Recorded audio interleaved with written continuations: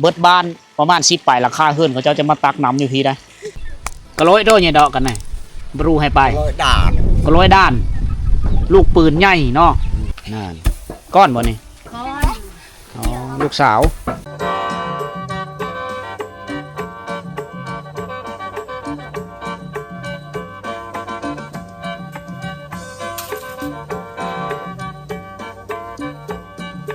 สบายดีตอนบ่ายๆเด้อทุกคนเด้อวันนี้คอยยังอยู่ที่คุ้มบันไม่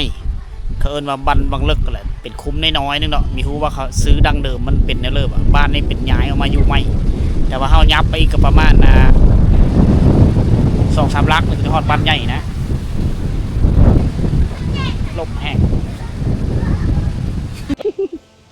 บรรยากาศในลมแห้งๆทุกคนเลยนะเป็นหมู่บ้านของชนเผ่าบรูเสื้อถือผีมีวัดคือกันเด้อบ้านนี่ประมาณ10ปลายหรือ20ปลายหลังคาเฮือนบ้านนี่เฮากับมิทันเลยฮู้จักข้อมูลรายละเอียดเลยห่างจากเทศบาลเมืองมากกว่าประมาณ60กิโลฮอดได้ทีได้เป็นหมู่บ้านชายแดนเวียดนามไฟฟ้านี่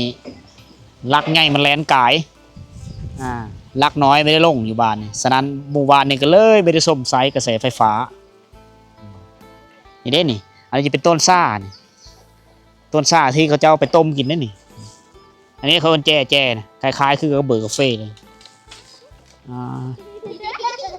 ประหยัดไปแล้วเด้อฮะบ่ประหยัดไปแล้วเด้อต้มมาเด้อก่อนฮะเอาสีดำไปเบิ่งน้องน้อยมันตักน้ำก่อนทุกคนว่ามันคือหรือมันไก่นะแล้วเราถึงมาเที่ยวชมหมู่บ้านที่หลังมีแต่มานัดมานี่สิตามติดวิถีชีวิตหลานน้อยก่อนไปเบิ่งว่าน้ำเขาจะเอาตักมาใส่มาดื่มนี่มันคือหรือมันไก่ซ้ำเลยเพื่อจะได้ส้มใส่น้ำในแต่ละมื้อนะเขาจะไปตักน้ำยูพีเนี่ยยูพีก็มีบ้านมีเฮิร์นคนประมาณ2-3 หลังสอนกาแฟเขาเจ้าทุกคนกาแฟนี่หลายเป็นป่าอยู่นะผีบอกเขาจะตักน้ำมีแต่ป่ากาแฟทั้งนั้นเลยโปกี้เรายัดเด้อกะเรายัดโปกี้บอกทางเขาจะไปตักน้ำอยู่พี่นี่แถวนี้เป็นคุมโบมบัดนะคุมโบมน้อยคุมโบมเยอะมันหลายป้าเถอะเพื่อเขาจะไปตักน้ำมากินได้นี่มีธรรมดาเด้อมอมบำลุมๆหัวได้เป็นบ้านเฮิร์นที่น้อยๆอยู่นี่ต่างอยู่กลางป่าพี่แหละเท่าคอยตามติดน้องน้อยเพื่อนหลานน้อยเพื่อนมายังมีฮอดบอนพี่เขาเจ้าตักน้ำเธอได้พี่เจ้ามาพี่ก็ประมาณลักป่ายแล้ว1,000 ปลายเม็ดเลยได้ก็ไม่ได้เคยได้ทุกคนนะพี่บอกเขาเจ้าตักน้ำเป็นน้ำไหลอยู่พี่เลยตัวนี้จะเป็นหน้าแช่งเขาเจ้าเป็นน้ำลิ้นเนาะน้ำที่เขาจะปล่อยมาซื้อเฮอหน้าในชาวบ้านเรามาตักเอาอยู่นี่โอ้แสดงว่าไก่แล้วเติบ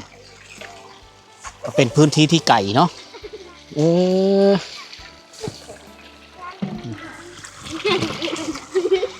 อันนี้จะเป็นไม้ค้านที่เขาเจ้าหาบนะ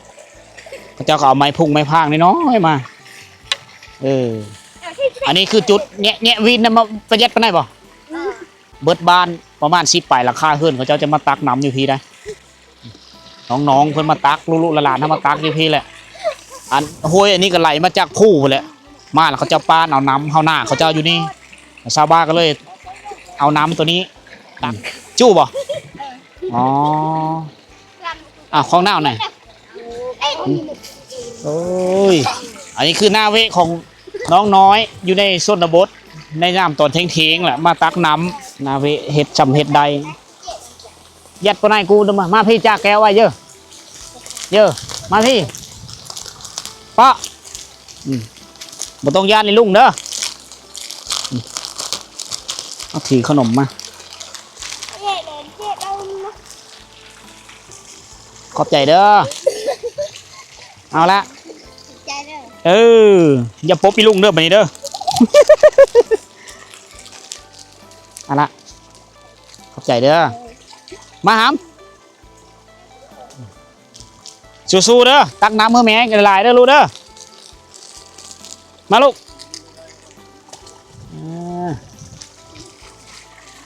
เก่งหลายเจ้าอย่าปบอีลุงเลยเด้อลูกเด้ออะไรกินขนมขอบใจเด้อ โดยพอมีแห้งห้ามน้ำมือ พูดได้ผู้ชายนี่ย่างไกวร้อนๆมือไม่ได้ที่ถือไปแล้วเลยทำได้บ่แง่บ่เย่มานำไหมเฮ้ยมานำเย่บ่เย่เลยคือถือเพื่อจะได้นำมาดื่มมาเมื่อใส่ทุกคนไม่ได้เคอนะระยะทางก็ประมาณลักป่ายได้เพื่อจะหอดผีนะอ๋อกูง่ายประหยัดไปได้เลยเนาะแกบ้านตัวนี้น้ำไก่นะน้ำตัวนี้เขาเจ้าจะต่อเขาน้ำต่อเขาหน้าเขาเจ้าเขาเจ้าบ้านก็มาตักอยู่นี่แหละตอนเที่ยงๆลูกหลานตักเฮอตอนแรงๆพ่อแม่กลับมาแต่เฮ็ดเวะแล้วก็หน้าที่ของแม่แล้วมาตักกับตอนเช้าๆนะเอาอันนี้คือหน้าเวะของหลานน้อยอยู่ที่เขตผู้ร้อยในยามตอนเที่ยงๆตอนบ่ายๆเนี่ยเขาเจ้าจะซอยเวะครอบครัวได้หลายกว่านะ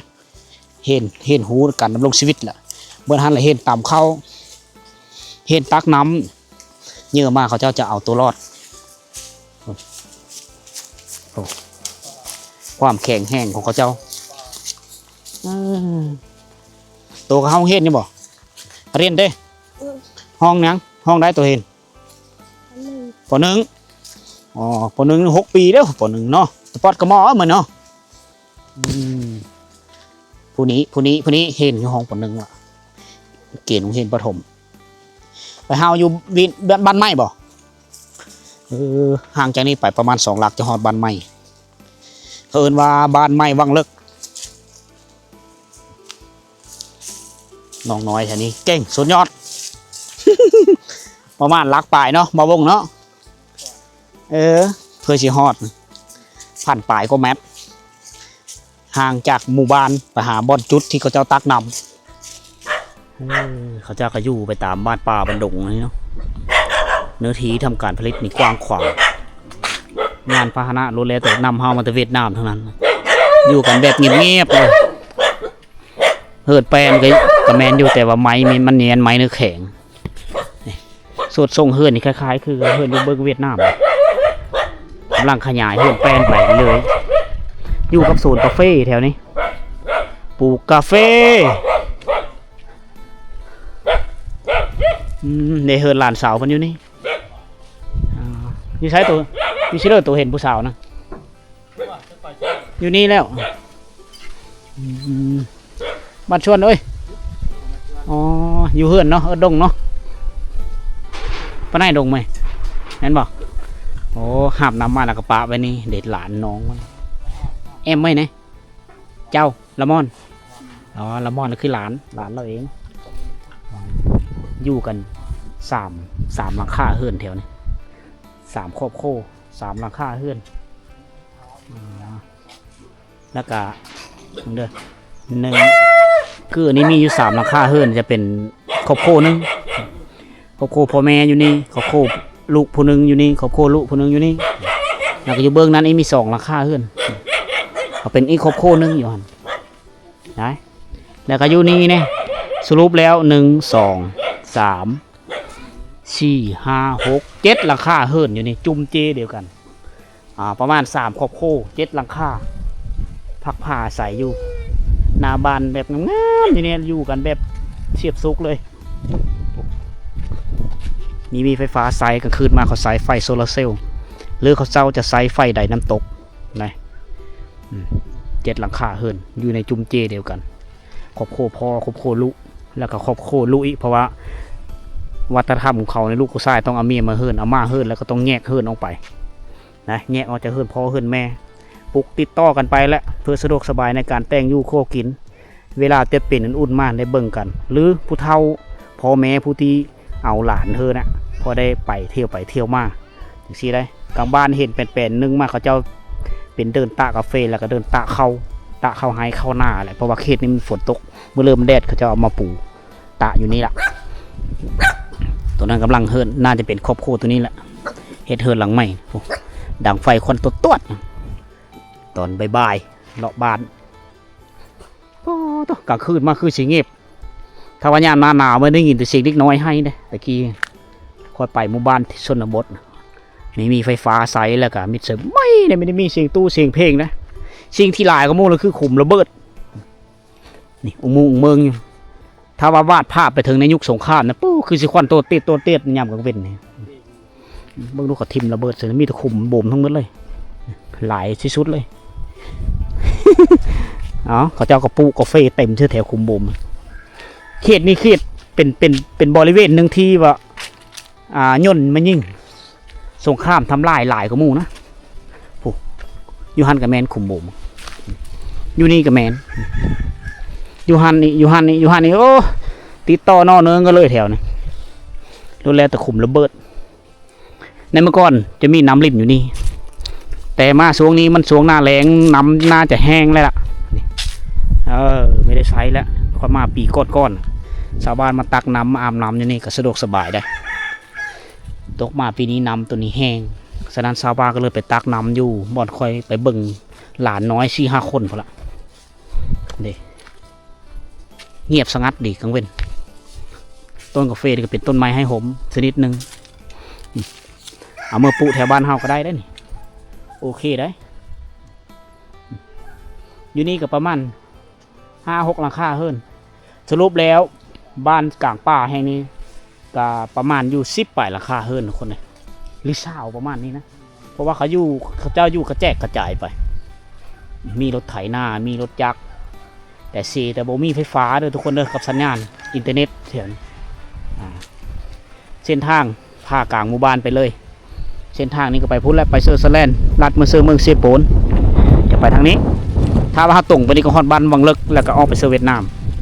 ไปเซอร์บ้านแจงเวียดนามหมดแล้วยังโชคดีได้เฮามามันถึงยามมันแดดบางมื้อก็ฝนฝอยมาแต่เวียดนามเทินเขาเจ้าก็แต้มลิงแต้มลายเฮ็ดหูบดาวหูบเดินหูบตะเว้นตามไอเดียของเขาเจ้านะอันนี้อยู่กันแบบเงียบๆเลยลานตากาแฟเขาเจ้าจะเทพื้นไว้นี่บ้านส่วนอ๋อ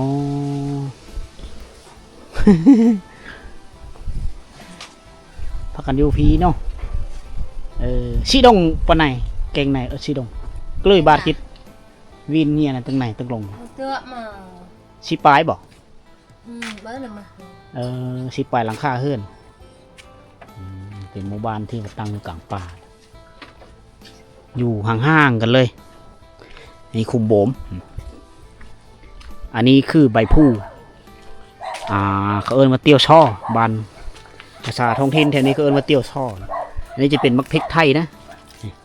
อันนี้นี่มันกำลังเริ่มเป็นมะเลยพริกไทยภาษาเวียดนามกับภาษาท้องถิ่นเขาเอิ้นมาเตี้ยวช่อใบมันคล้ายๆกับใบผู้โถ่ยามกลางคืนไก่เขาขึ้นมานอนนี่เลยแล้วก็ขี้ไก่เต็มปลูกกาแฟแล้วเป็นต้นไม้ที่ว่าไก่นอนในยามค่ำคืนเลยเขาเจ้าเลี้ยงน้องหมาหลายเอาไว้เฮาเพราะว่าเป็นบ้านป่าบ้านดงยันลักเล็กขโมยน้อยเข้ามาหมู่บ้านต้นไม้ให้กินต้นไม้กินมักต้นมะโมงทุกคนออกไปทางพุ้นจะเป็นแม่น้ำเซสแลนอยู่หลุมพอแล้วยาวเย็ดไปฮอดเวียดนามทุกคนอยู่กันแบบเงียบๆเลยมีต้นมะฮุ่งเขาเจ้ากระปุกกินแถวนี้แหละถึงว่าไม่มีไฟฟ้าใช้ก็ตามนะเขาเจ้าก็อยู่กันแบบสบายหาเครื่องป่าของดงมากินหาเครื่องป่าของดงขายมีรถจักรไซมีหน้ามีไฮแถวนี้มีกาแฟเธอได้ปิดขายกระโดดเนี่ยดอกกันไหนบรูให้ไปกระโดดด้านลูกปืนใหญ่เนาะโอ้แต่สงครามจะเดินยุกนี่แหละ ไงแล้วกูตั้งอะไรหรอก ก็ไอ้มูลเชื่ออเมริกาแต่ช่องคามเขาไป เอาไว้ให้ลูกหลานเบิ่งเนาะ เดี๋ยวนี้หมด หมดแล้ว เขาทำลายหมดเขาเอาไว้ใช่หายผู้ใดก็เบิ่งผู้ใดก็เบิ่ง เอาพอแต่ อย่างนี้เบื้องหนึงเนี่ย อันนี้มันยี่ห้อหยังอันนี้ ลูกปืนใหญ่ที่เราว่า ลูกปืนใหญ่อย่าว่ามียี่ห้อ B40 บ่พี่สั่งบ่จักเนาะ นับแต่หัวแชมพูมือกับหมดเขาทำลาย ตัวนี้บ่มีพิษบ่มีภัยแล้วนี่เอาออกมาแล้วนี่เนาะ เอาออกแล้ว ยังเหลือเพียงแต่เล็ก มีเบื้องหนึง อ๋อ โทรอยู่ในกับจุดหมด ออกหมดเอามาตั้งไว้เฮ้อลูกเฮอหลานไว้เบิ่ง เขาตั้งไว้ มูลซื้อ มูลเชื่อ ของสงคราม แต่ช่องคาม อ่า มีใครใดหรอก แม่น แล้วเขาจะตั้งให้ผู้ใดก็มาละเบิ้ง เบิ่ง ให้ลูกให้หลานเบิ่ง ชื่อ อเมริกาป้าไว้เฮ้อเบิ่ง แม่น ปัจจุบันนี้ระเบิดมีทันแปะอยู่บนหน้าดินนี่หลายนะหลายบ่อนหลายพื้นที่ก็มีความเสี่ยงในการทำมาหากินการเฮ็ดไห้เฮ็ดหน้าก็มีความเสี่ยง อืม เวลาทางป้าทางไห้ทางโซนกับยันเจอหมอนี้ทึกตัวนี้ก็โอ้อันตราย หลายคนก็เสียชีวิตย้อน อ้าว อัน ผู้ นี้ คนแข้งกุดคาคาดก็ย้อนระเบิดมีทันแปะยังค คน นเวียดนาม ยังเหลืออยู่ในหนาดินนี่หลาย ช่องคนตาย อยู่เขตนี้เนาะ อันนี้อยู่ทางนี่แหละบ่มใหญ่ โอ้ลูกปืนใหญ่ปี มีลูกปืนบ่ม 2000โบนลูกโบมนี่ใหญ่หั่นบัก200ปอนด์ ตั น่ะ ดเขาตัดตอนกลางคืนอู้แตกอันนั้น ตึมโล่นบ่เปื่อยเลย เอ้ยเห็นจะชงเชื่อช้ำนี่ เออ ไปบัง ใบเลยนะไป จักสิไปจ่อย อันนี้เนี่ยอาเชียไปว่านบ่ไปรุ่ยนะจึ๊อยู่นี่เนอะอยู่บ้านนี่เขาเจ้าไม่ได้ลกกาไม่ได้ดำหน้านะเขาเจ้าไถคาดแล้วก็เฮ็ดหน้าว่านแถวนี้ไว้เด้อปานไหนเนาะตาเนี่ยไว้อ๋อในไว้นี่คือเขาเจ้าไม่ได้ดำไม่ได้ลกกาคือบ้านเฮาไม่มีไฟฟ้าใช้มันต้องได้ต่ำเข้าโดยมือ ช่วงนะเอ็กเลย หลานน้อยนี่ก็ตำน้ำบ่ตำบ่อันนี้คือกิจกรรมหลักๆของแม่ยิ่งชนเผ่านี่จากซีและนับตั้งแต่เกณฑ์อายุยังน้อยมาเขาเจ้าต้องได้ต่ำเห็นหูตั้งแต่น้อยๆจนเยอะจนสร้างครอบครัวจนเท่านะอยู่กับการตำเข้าเลยแหละมันคือการเฮ็ดเวเลี้ยงชีพเลี้ยงลูกเลี้ยงเต้าเลี้ยงสามีนอกจากต่ำเข้ายังหาอยู่หากินหาโลหาฟืนค่อนข้างเอาให้งานหลายกว่าผู้ชายเลยมันก็คือวัฒนธรรมของเขาหลานน้อยสิต่ำซอยบาทหาอยู่หากินเป็นหมดขับรถเรื่อยๆตัวเนาะตัวนี้โดยใช้นะอ๋อโดยใช้คือข้าวไฮจะแตกต่างกับข้าวหน้าข้าวหน้าเขาจะดำหวานเลยแถวนั่นก้อนบ่นี่ ก้อน อ๋อลูกสาว สาวก่อน ก้อนแม็กแซมแม่นลูกสาวก้อนสะแมงแม่นลูกชาย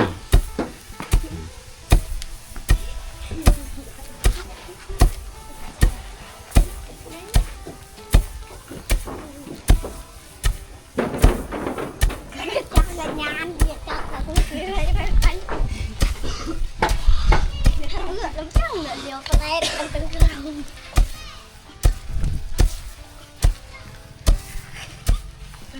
เต้ลูกขึ้นหยาหนึ่ง ลูกเชี่ย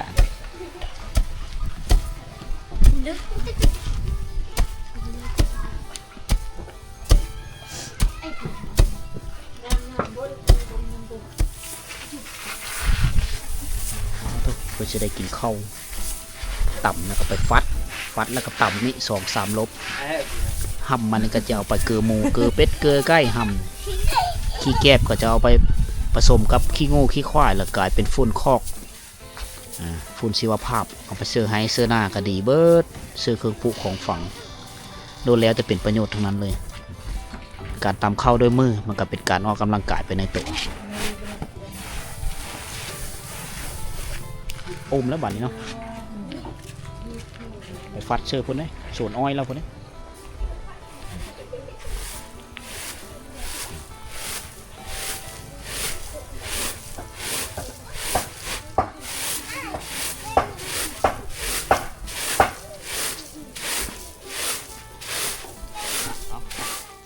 นี้คือเป็นเพกบ้านน้อยๆตั้งอยู่กลางป่ามีเส้นทางผ่านกลางหมู่บ้านในเมื่อก่อนมีน้ำลิ้นนะบ้านนี่มีน้ำลิ้นใสเพราะโครงการมาตั้งน่าจะถ้าว่าเขาจับไม่ผิดน่าจะเป็นโครงการออกซฟาร์มมาเฮ็ดน้ำลิ้นเธอชาวบ้านในแต่ช่วงปี2000ขึ้นหลังทุกคนปัจจุบันนี้ก็มันเป้เพ่ไปตามกาลเวลาของมันเพราะว่าท่อน้ำมันก็หลายฟ้าหลายปีมันก็ผุพังไปทีนี้เดี๋ยวนี้ชาวบ้านก็ได้ไปตักเอาน้ำห้วยทุกคนเนี่ยน้ำห้วยที่เขาตันเอาน้ำเฮาให้เฮาหน้าเขาแหละคือเห็นแหละลานน้อยไปตักเอาน้ำไก่ประมาณลักป่าย10 ปลายราคาเฮิรนไปตักน้ำอยู่หันมากินมาดื่มนะ